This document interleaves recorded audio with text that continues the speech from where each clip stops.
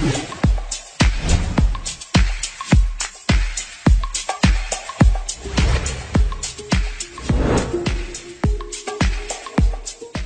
Friends, welcome to our channel Density Academy. आज का ये video reflection of light chapter का पार्ट 11 है। इस वीडियो में कन्वेक्स मिरर से जुड़ी हर वो जानकारी आपके साथ में शेयर करने वाला हूं जो आपके फाइनल एग्जाम में अच्छे मार्क्स अचीव करने में आपकी सहायता करेंगे और साथ ही साथ आपके नॉलेज को बूस्ट भी करेंगे। अगर आपने अभी तक हमारे चैनल को सब्सक्राइब नहीं किया है तो अभी सब्सक्राइब कर ले और बेल आइकन को भी प्रेस कर दे ताकि आने वाले वीडियोस के नोटिफिकेशन आपको सबसे पहले मिल जाए। इस वीडियो को लास्ट तक जरूर देखें क्योंकि कन्वेक्स मिरर के न्यूमेरिकल को सॉल्व करने वाली टिप्स को मैं लास्ट में बताऊंगा, तो इस वीडियो को लास्ट तक जरूर देखें। तो चलिए स्टार्ट करते हैं और देखते हैं कॉन्वेक्स मिरर से जुड़ी जानकारियां। सबसे पहले rules for obtaining images formed by convex mirrors. Convex mirror में जो इमेज फॉर्म होता है उस इमेज को फॉर्म करने के लिए, इमेज को बनाने के लिए, इमेज को बनने के लिए कौन कौन से रूल की जरूरत होती है उस रूल्स को हम पढ़ने वाले हैं। सबसे पहले तो किसी भी मिरर के अंदर जो भी इमेज फॉर्म होता है उसको बनने के लिए, इमेज को फॉर्म होने के लिए कुछ रूल्स होते हैं। जैसा कि हम लोगों ने पिछले वीडियो में पढ़ा है कॉनकेव मिरर के बारे में, ठीक वैसे ही कुछ रूल्स है कॉन्वेक्स मिरर से जुड़े, जिस रूल्स के थ्रू हम क्या करते हैं कि कॉन्वेक्स मिरर में इमेज फॉर्म करते हैं। ओके, तो चलिए स्टार्ट करते हैं और देखते हैं पहला रूल क्या है। तो फर्स्ट रूल है a ray of light which is parallel to the principal axis of a convex mirror appears to be coming from its focus after reflection from the mirror। इसका मतलब है हम इसको आसानी से फिगर के थ्रू समझते हैं। क्या कहा गया है रूल नंबर 1 में? इसमें कह रहा है रूल नंबर 1 में कि अगर कोई लाइट रेज इंसिडेंट होती है पैरेलल, किसके पैरेलल? प्रिंसिपल एक्सिस के पैरेलल अगर कोई लाइट रेज क्या होती है? इंसिडेंट होती है। ये लाइट रेज है, ये प्रिंसिपल एक्सिस है। इस प्रिंसिपल एक्सिस के पैरेलल अगर कोई लाइट रेज क्या होती है? इंसिडेंट होती है। कहाँ पे? कॉन्वेक्स मिरर के सरफेस पे। तो क्या होगा जब वो रिफ्लेक्ट होकर के वापस जाएगी, रिफ्लेक्टेड रे जो होगा वो रिफ्लेक्ट हो जाएगा, लेकिन उसका जो एक्सटेंडेड रे होगा क्या लगेगा? वो ऐसा लगेगा, ऐसा अपीयर होगा जैसे वो फोकस पॉइंट से होकर गुजर रहा है। ये पहला रूल है। क्या है पहला रूल? अगर कोई लाइट रेज कॉन्वेक्स मिरर के सरफेस पे आती है, किस तरह से आती है? प्रिंसिपल एक्सिस के पैरेलल, तो रिफ्लेक्शन के बाद वो इस तरह से प्रतीत होगा, इस तरह से अपीयर होगा जैसे कि वो फोकस पॉइंट से होकर गुजर रही है, इस फोकस पॉइंट से होकर जाती है। ये है रूल नंबर 1।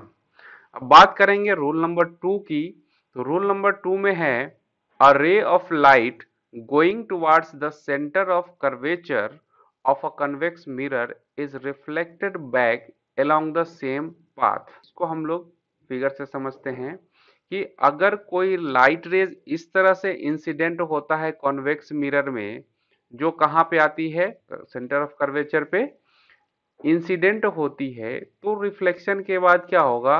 वो उसी पाथ पे, सेम पाथ पे रिफ्लेक्टेड बैक हो जाएगी, जैसा कि हम लोगों ने कॉनकेव मिरर में भी पढ़ा था। सेम रूल यहाँ पे भी है, लेकिन इसमें थोड़ा सा डिफरेंस है। थोड़ा सा डिफरेंस क्या है कि जब कोई लाइट रेज कॉन्वेक्स मिरर के सरफेस पे आती है तो रिफ्लेक्ट होने के बाद वो क्या हो रही है? लेफ्ट साइड में वो रिफ्लेक्ट हो रही है, लेकिन इसका एक हमें ये पता नहीं चलेगा कि ये सेंटर ऑफ कर्वेचर पे ही जाकर मिल रही है। बस ये ऐसा लगेगा, प्रतीत होगा, क्योंकि ये क्या होता है? वर्चुअल इमेज होता है ये, इसलिए ये हमें दिखता नहीं है। ये क्या होता है? प्रतीत होता है, अपीयर होता है कि वो कहाँ पे जा रही है? रिफ्लेक्टेड हो रही है। रिफ्लेक्शन के बाद कहाँ से गुजर रही है? वो सेंटर ऑफ कर्वेचर से होकर गुजर रही। ठीक है, तो इस रूल में बेसिकली यही बताया गया कि अगर कोई लाइट रेज इंसिडेंट हो रही है कॉन्वेक्स मिरर पे और वो लाइट रेज कहाँ पे गिर रही है, सेंटर ऑफ कर्वेचर पे आ रही है, तो रिफ्लेक्शन के बाद सेम उसी पाथ पे, जैसे इस पाथ पे आया तो इसी पाथ से वो वापस रिफ्लेक्ट बैक हो जाएगा। ये रूल नंबर 2। अब बात करते हैं रूल नंबर 3 की। रूल नंबर 3 में ये बताया गया है कि a ray of light going towards the focus of a convex mirror becomes parallel to the principal axis after reflection. कहने का मतलब है कि अगर कोई लाइट रेज इस तरह से है कि वो कहाँ पे आ रही है, वो फोकस पे आ रही है। अगर कोई लाइट रेज फोकस पे इंसिडेंट हो रही है तो रिफ्लेक्शन के बाद क्या होगा, वो रिफ्लेक्शन के बाद जो रिफ्लेक्टेड रे होगा ये प्रिंसिपल एक्सिस के पैरेलल हो जाएगी। ये प्रिंसिपल एक्सिस इसके पैरेलल ये रिफ्लेक्ट हो जाएगी। ये था रूल नंबर 3। अब चलते हैं नेक्स्ट रूल नंबर 4 की तरफ। रूल नंबर 4 में क्या है, a ray of light which is incident at the pole of a convex mirror is reflected back making the same angle with the principal axis। कहने का मतलब है कि अगर कोई लाइट रेज इस तरह से इंसिडेंट हो रही है कॉन्वेक्स मिरर पे, उसका इंसिडेंट पॉइंट कहाँ बन रहा है, पोल पे बन रहा है। कहाँ पे, पोल पे बन रहा है।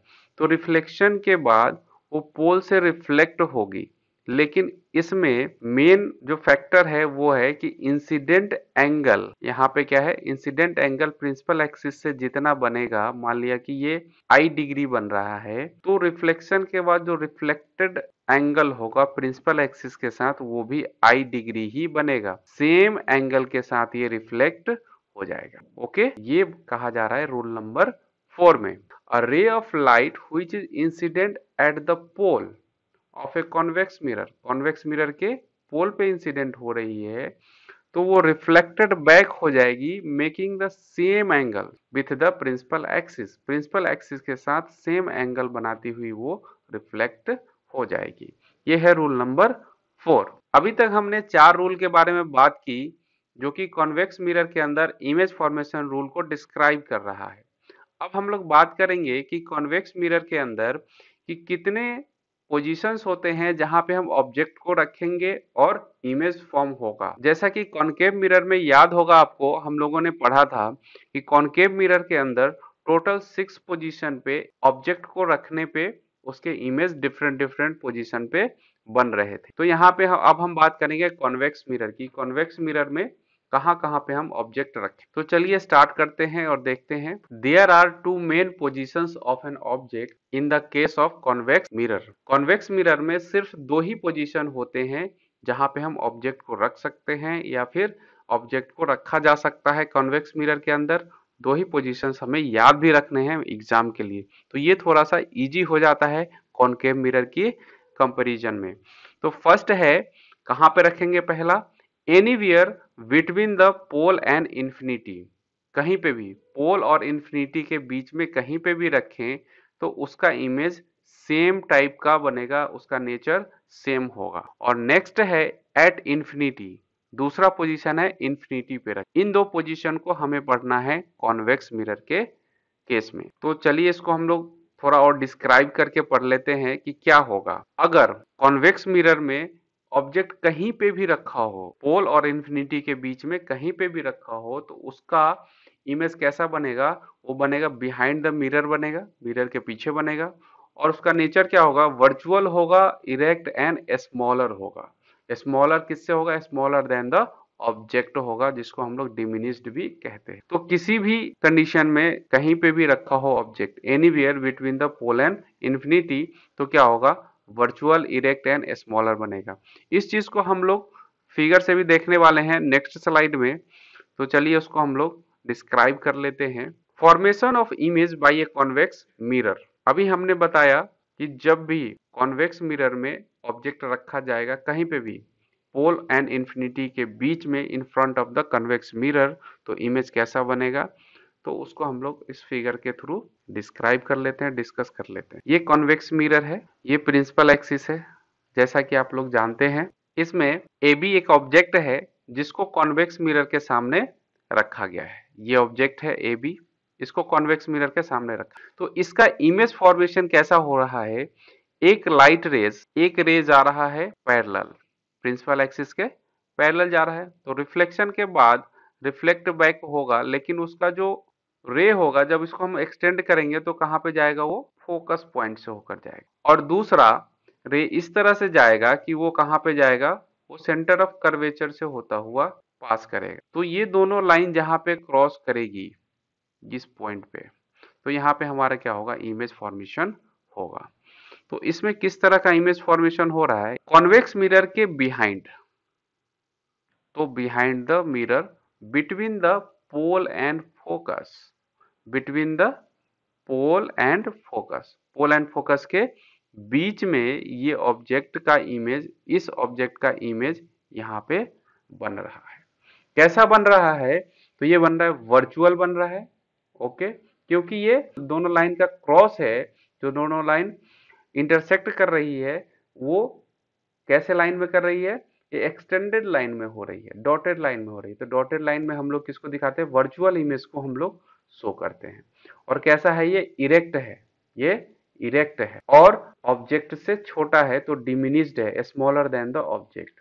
तो ये फर्स्ट कंडीशन था जिसमें हम कॉन्वेक्स मिरर के सामने ऑब्जेक्ट को रखते हैं तो उसका इमेज फॉर्मेशन होता है।